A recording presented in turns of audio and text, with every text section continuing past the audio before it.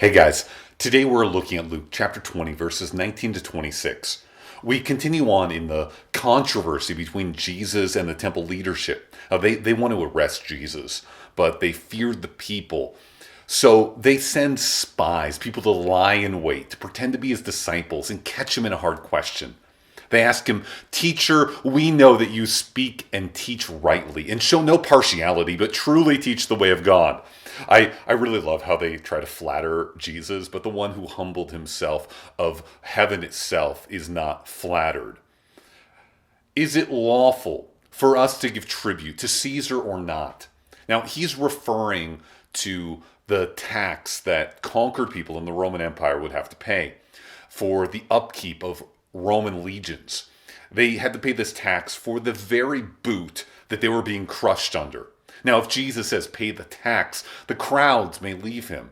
If he says don't pay the tax, the Romans will arrest him. Now, we shouldn't think Jesus is swayed by men because he perceived their craftiness and said to them, "Show me a denarius. Whose likeness and inscription does it have?" They said, "Caesar's." Now, this right here is the coin. On one side is Tiberius Caesar, son of divine Augustus. The other is his mother, Livia. Now, these coins were very offensive to the Jews, who took the command about not making graven images very seriously.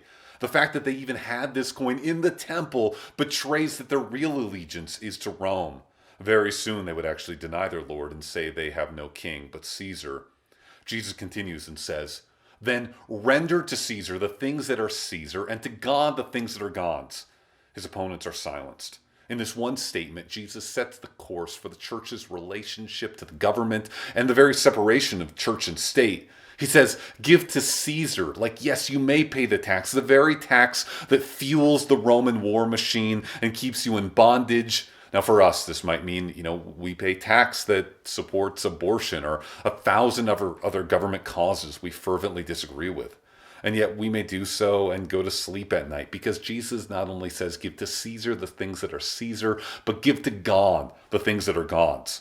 Now what is God's? Well, everything is God's. From the cattle on 1,000 hills to the very molecules that make up Caesar's silver coin. Now, with this knowledge, you may submit to an authority, even a bad one, with the confident assurance that they too have a higher authority over them, God himself. And in time, that authority, God, will call every authority to account. And God will vindicate those who have suffered righteously under evil.